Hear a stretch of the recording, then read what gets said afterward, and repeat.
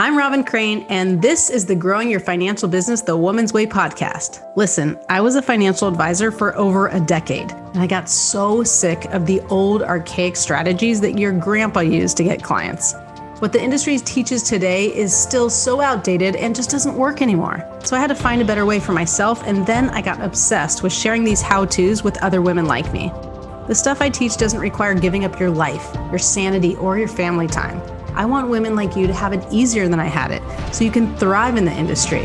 I've now helped thousands of women grow their financial businesses to multiple six figures, some even seven figures per year. So on this podcast, you're going to get an inside look at how they did it so you can do it too. Let's dive into the show. Welcome. I'm here with Alex Charfen, and I am so excited because I actually have had this on the books for a few months, and he is a hard guy to get on the calendar. And so this is very exciting. I'm actually in his program. He has a company called Simple Operations, and boy, did we need this help. Actually, it's funny because I'm in this program with Alex, and I mean, this guy is amazing. I will let you talk in a second, but first I got to tell you about this guy because I first came across him at this mastermind that I'm in called War Room, which is, I don't know, 300, 7, 8, 9 plus figure earners. And, you know, I'm one of like the very few women in this program. And he gets up on stage and he talks about like all this amazing stuff about like the entrepreneurial personality type, you call it EPT, Entrepreneurial Personality Type,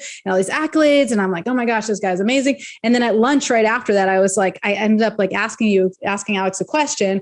And we had this conversation at lunch where he basically I was telling him all my problems. This is what I do. I like vomit here, all my problems. And he's like talking about trauma and all this urgency and so we can get into that. But I was like, oh my gosh, like I really need this guy's help. And funny thing is, like a couple months later, I'm on the plane listening to his podcast and I'm listening to this episode and I'm like, this one looks interesting to me. It's all about urgency. And I'm totally telling the story that I was just telling about sitting next to me at lunch. And I'm like, oh my gosh, like this is kind of a compliment that I'm like on his podcast, but not the way I necessarily wanted to be. And so I was like, I don't get embarrassed. So I can't say that's embarrassing, but I was almost proud of it. I'm like, yeah, like I made it to the podcast, but like, he's so right. Like I need help. And so I joined his program, ended up working with him. And he's had multiple companies go to multiple millions. He has helped Fortune 500 companies as a consultant for years. He doesn't seem old enough to have all these accolades. He's been, I think, as high as you said, 21 on the Inc. list and multiple other times at Inc. list. I know you took a company, I think, from nothing to almost $10 million in like 3 years. Did I get that right? 4 years. Yeah. 4 years. Oh, I'm sorry. I so exaggerated. So this guy is just ridiculous. Like, so I was so excited I'm so excited to have you on the podcast and help these ladies grow their business in a way that's, you definitely have different ideas and it's extremely motivating for me. And it's very, very real. And I love your willingness to be vulnerable. So tell them a little about your background and kind of just how we can just go into start with the entrepreneurial personality type. So we know where you're coming from and what you believe in regards to that. Yeah, you got it, Robin. And thank you for having me on the podcast. I consider this an awesome opportunity. You know, you're in our mastermind. So, you go to most business masterminds, like you stated, and there's one or two women in the room. And when you come to ours, it's about half and half. And, I think that the inclusion and the attraction of having women in business masterminds is crucially important because for so long, it hasn't been that way. And I get uncomfortable when I go to masterminds and it's 100% men or 90% men. It's uncomfortable for me because I think women have so many gifts that we need in the entrepreneurial world, that we need in the business world. So I'm really excited to be here with you.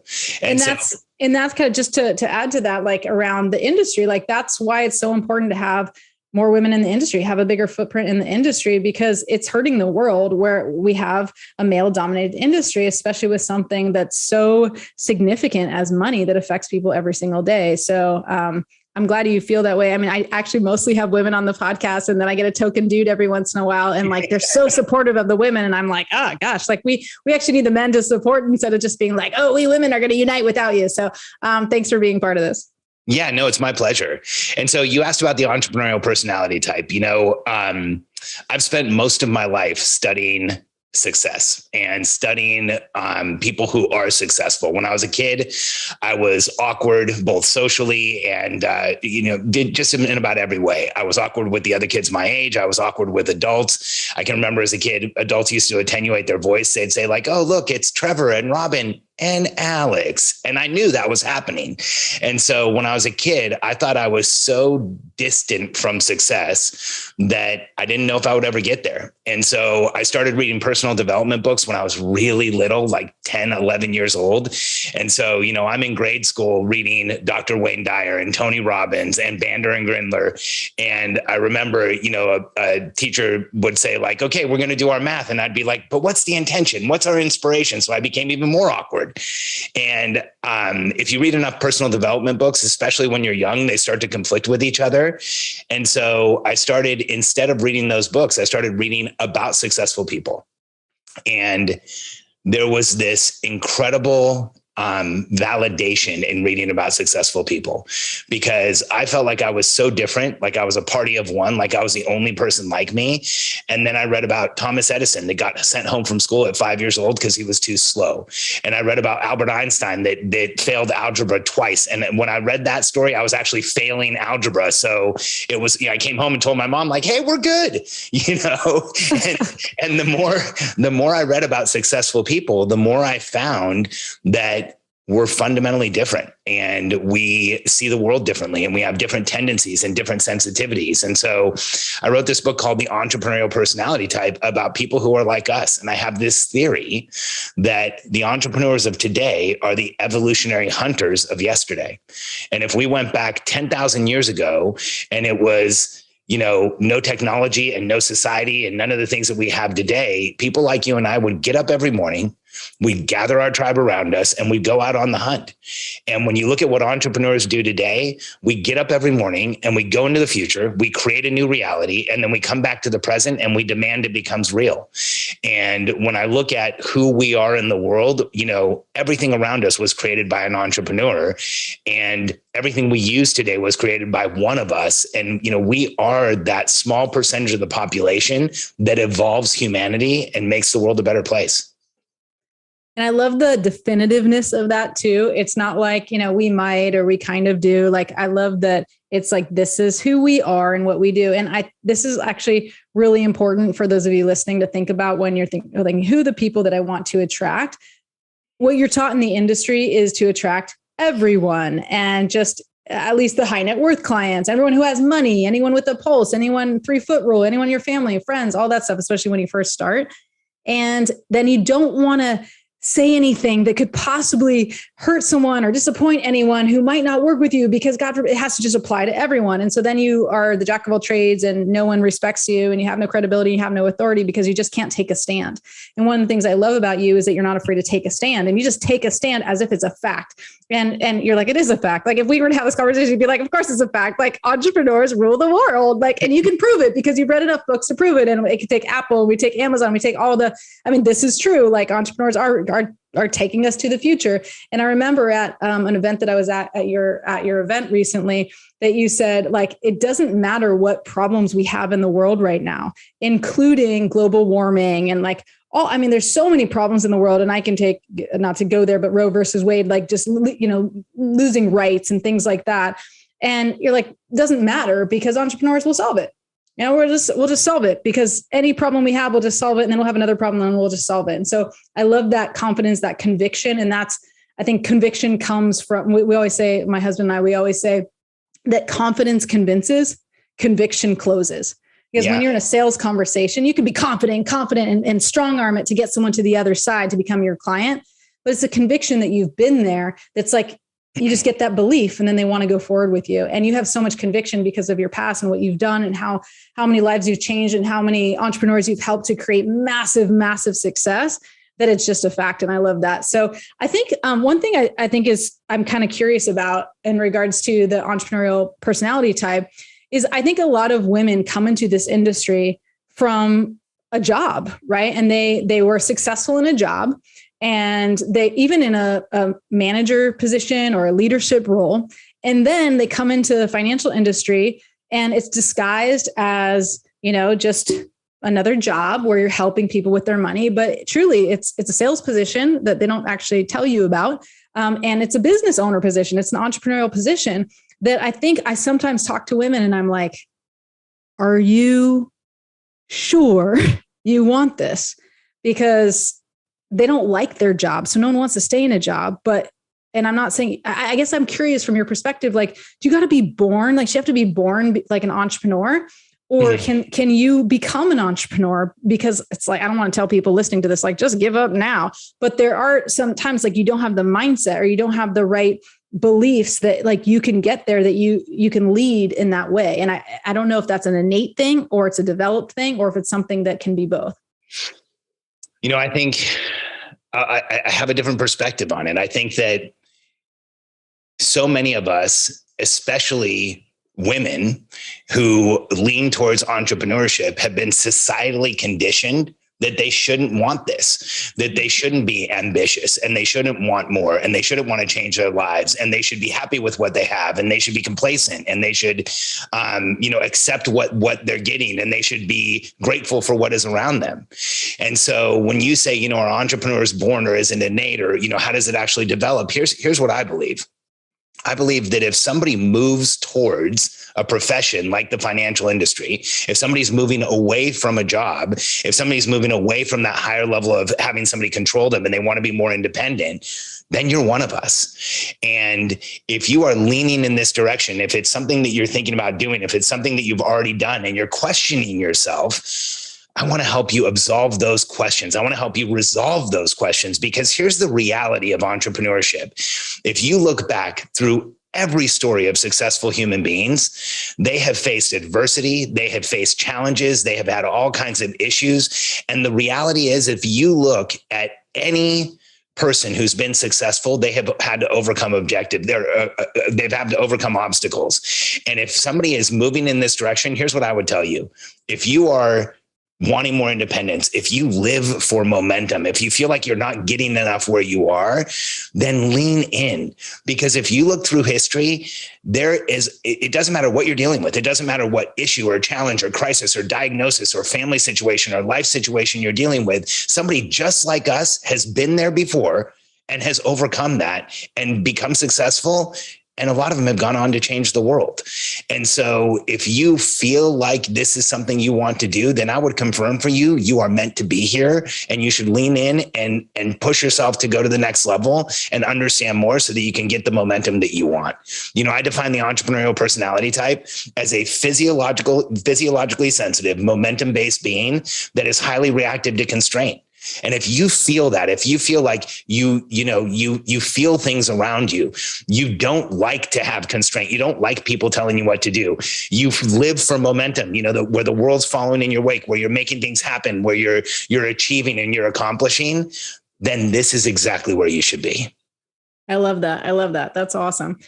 Yeah. I mean, I think for me, a lot of times, one of the things we're working on with these ladies, and I agree, I think there's a lot of societal push, obviously, towards the constraint and keeping us quiet and keeping us, kind of in this box. I actually was in San Diego not too long ago, and I was outside. I was at two masterminds, and I was in between them, right? So I had a day in between masterminds, and one was actually Flight Club Mastermind, which I love, which is both men and women, and the other is the Unicorn Club, which is these extremely successful women that are 7, 8, 9 figure companies. And I had this one day in between. And so I was outside on the balcony and I'm by the water, and I hear this sea lion go, a sea lion bark. And I was like I was going to write an email to promote my event. And I was like, how can I use that? So I go and Google like sea lions, why they bark. And it says, like, the first thing that pops up is that sea lions bark to protect their territory. And so I wrote an email about how, is this what's happening in the financial industry, that men are just protecting their territory? And there's like this like push down for, women to not have a voice, to not be able to be heard, even though they want to break out. It's like even this, in my event that I'm actually currently running right now, not at the second, but someone else is running it. But this woman was saying how, we're taught, we got to wear the suit, we got to play the part. And I'm like, no, we got to break out of that. But we're constantly being told this is what's right, this is what's not. And almost like they're protecting their territory, like they're protecting from that. And one of the things that came up that we were talking about before we started recording was just that you're taught no vulnerability, do not share these things. Don't let people know, about that you struggled as a kid or you struggled with money. And I'm like, are you serious? Like, that's exactly what will connect with them, to be real with them and allow them, like, you to be you and to have a voice instead of playing this game, like playing small. And so when you're saying that like women have kind of been conditioned to be like that. And I mean, I think that's very true. And when I was an advisor, I did the same. I wore the suit and I kind of played the role until I finally gave myself permission to be me and break out of those constraints and that box. Yeah. It's interesting, Robin. I think that there's so much conditioning around playing the role. And there's so much conditioning around not sharing what's really going on and not who you are and what's really happening for you. And I'll share a quick personal story. We were number 21 on the Inc. 500 list in 2011, but the origins of that company were actually super challenging. Katie, my wife, and I ran a real estate company in the early 2000s in South Florida. And in 2007, we went bankrupt. It was one of the most challenging things I've ever done in my life. We had real estate holdings that all of a sudden were worth so much less than what we owed. We had businesses that were making hundreds of thousands of dollars a month and went to making thousands, like a few thousand, maybe 10,000.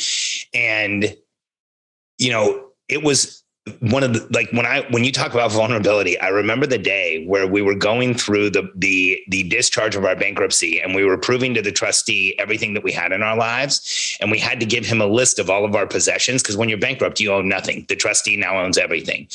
And the one thing that he hit on was my wife's engagement ring.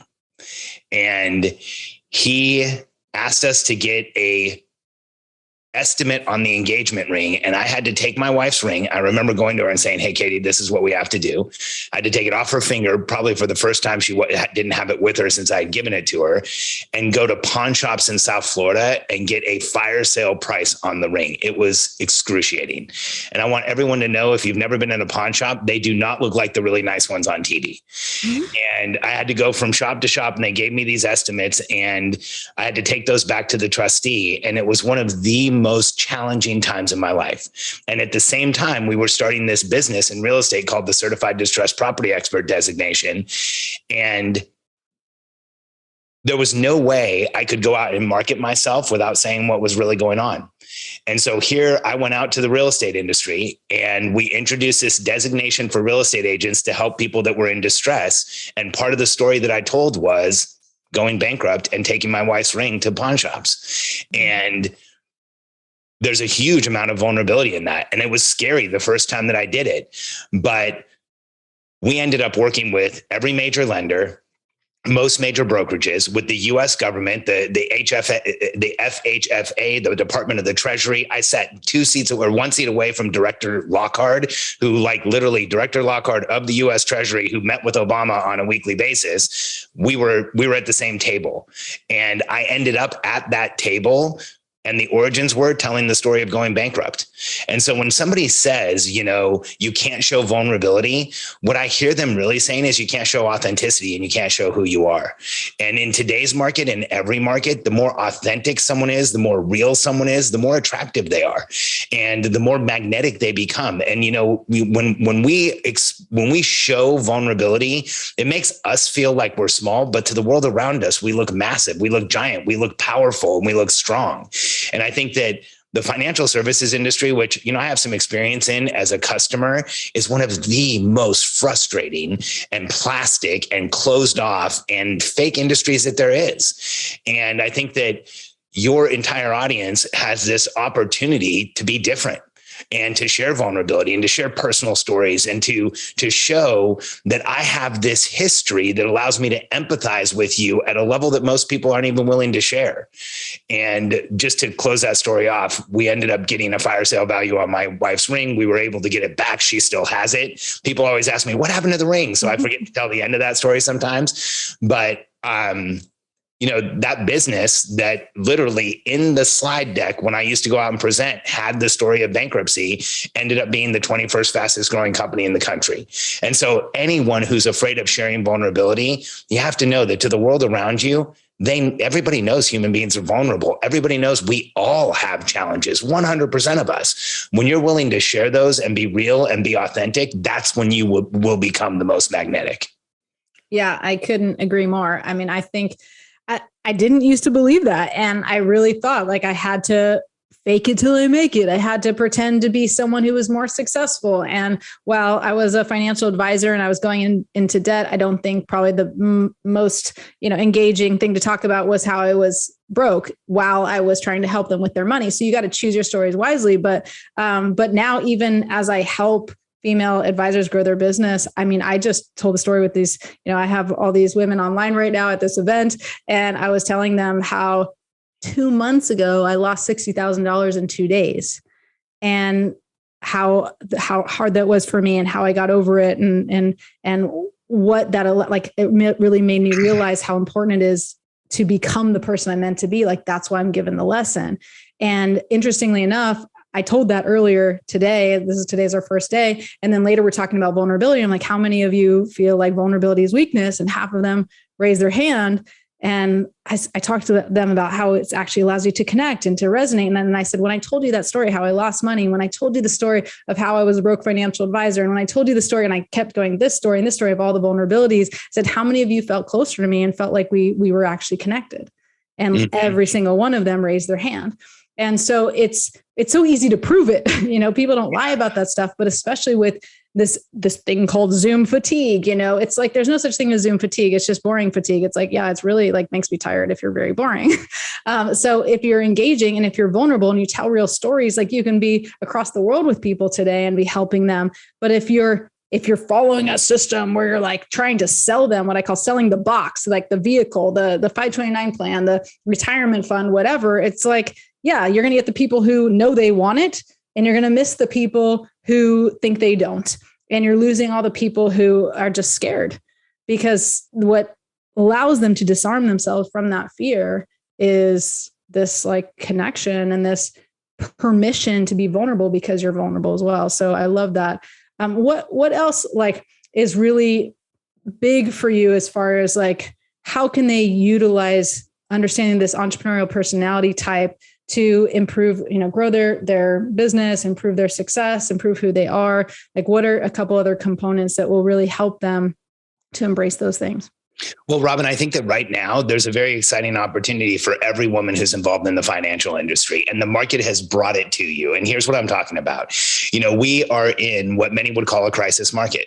We just had inflationary numbers come out this week, and they are at the highest point they've been in 40 years. And what happens when we get into a crisis market, I think we're going to see some crisis, some challenges for a number of years here. And just because financial cycles are what they are, in 2025, 26, we're probably going to see even a higher level of challenge and crisis. Now, here's why this is such a huge opportunity for everybody listening.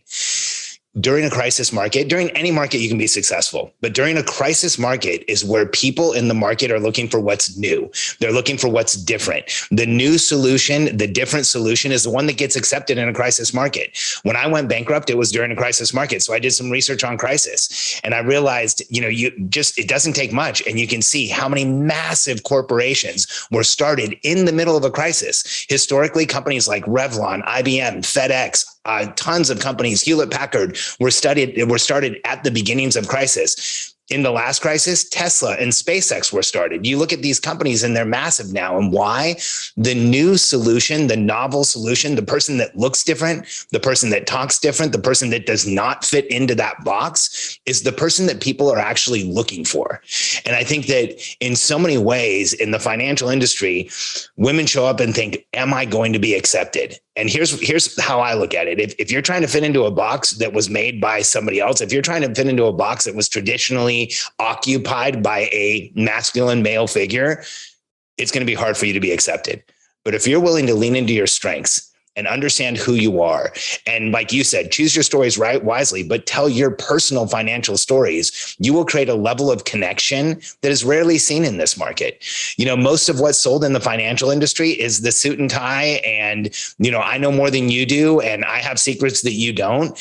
And when you can sit down with somebody and understand their personal story and empathize with them, which I've managed men and women. I've worked with men and women as a coach and as a consultant, and women are far better. They have a natural tendency to be far more empathetic and to understand the human condition better.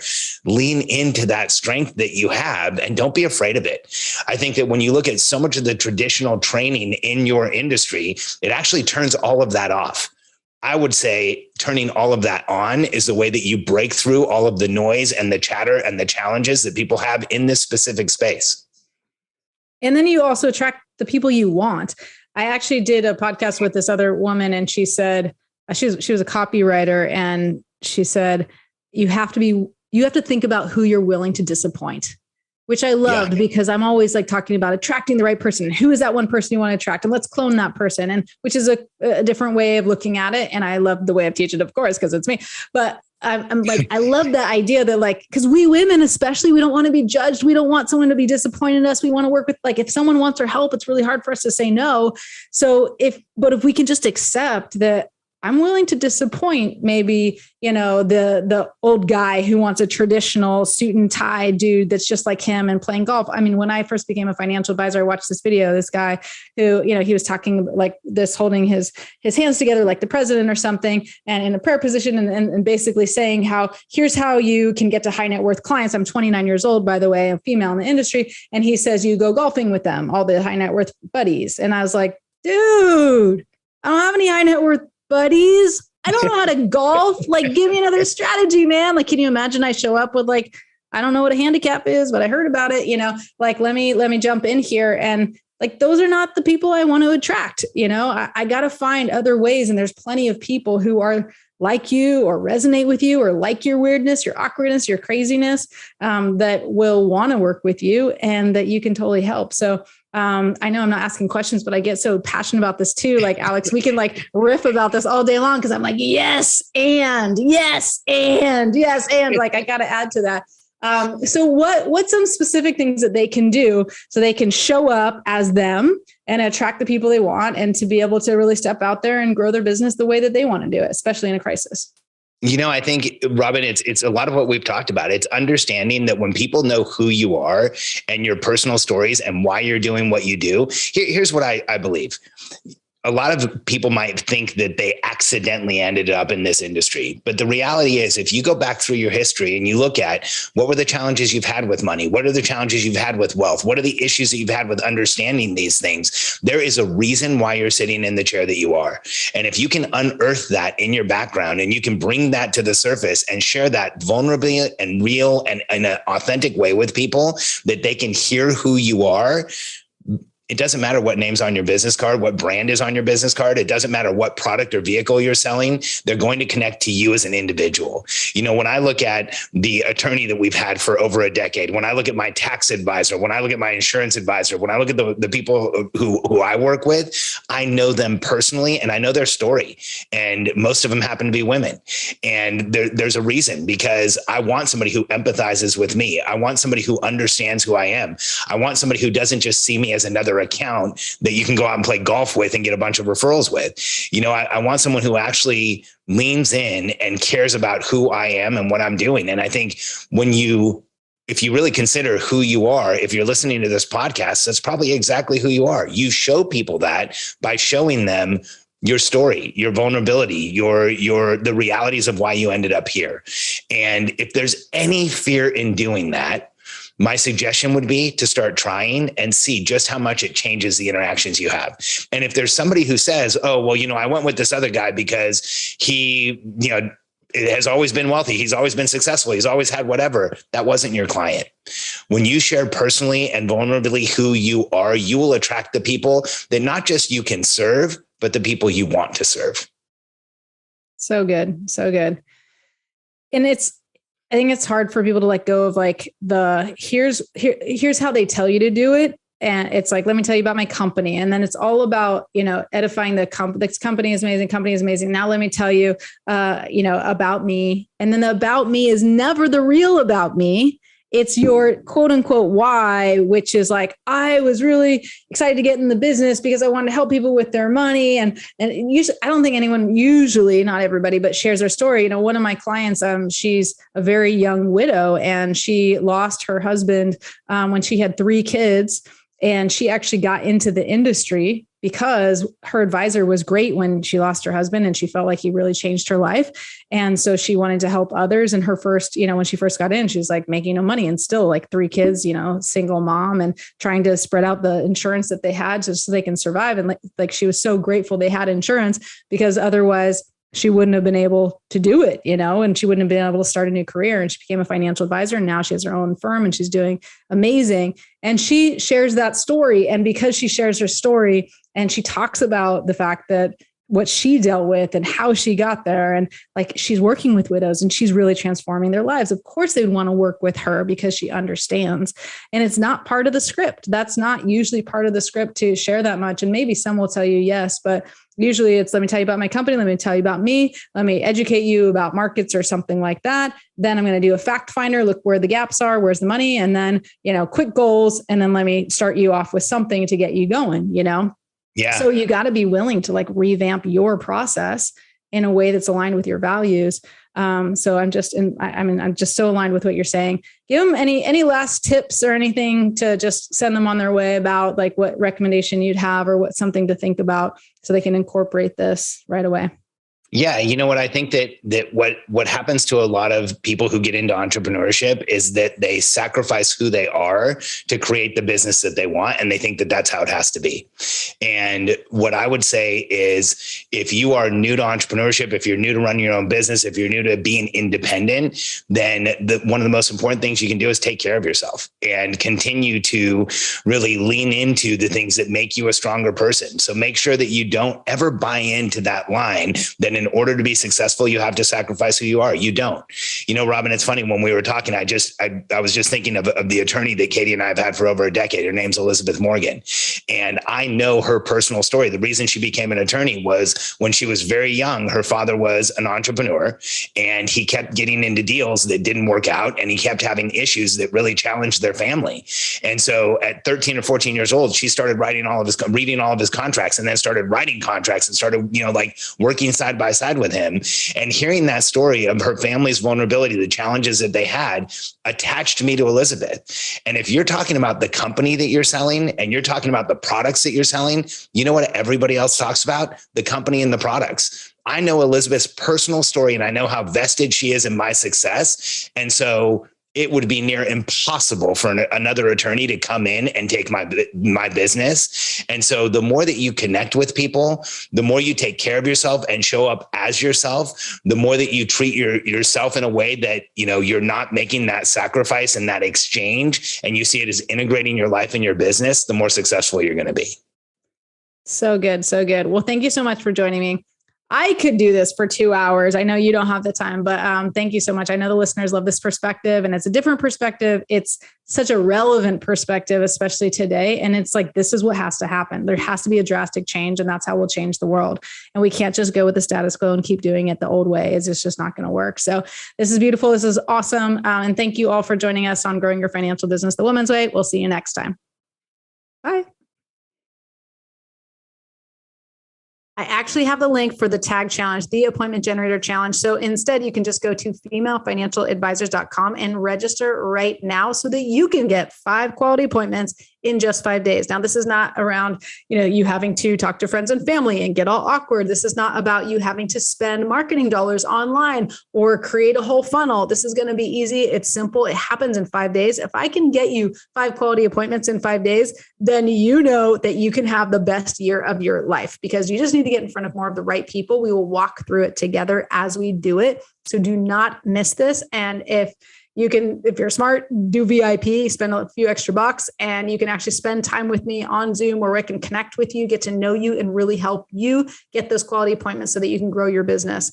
And go ahead again, register at femalefinancialadvisors.com. You'll find it all there. It's coming up very, very soon. So make sure to register, claim your spot, get in on this, get excited about it, block your calendar because you need to spend about an hour to an hour and a half a day with me on the Thursday, Friday, Monday, Tuesday, Wednesday, so that you can get these results. And it does work. The most appointments I think we got in those 5 days, someone, I think it was Dana, got 33 appointments. So you could be my best student and go well beyond the 5 quality appointments. Go to 10, go to 15, go to 20, and set yourself up for the best year ever. Can't wait to see you at the Tag Challenge. See you there. Thank you again for listening to Growing Your Financial Business the Woman's Way.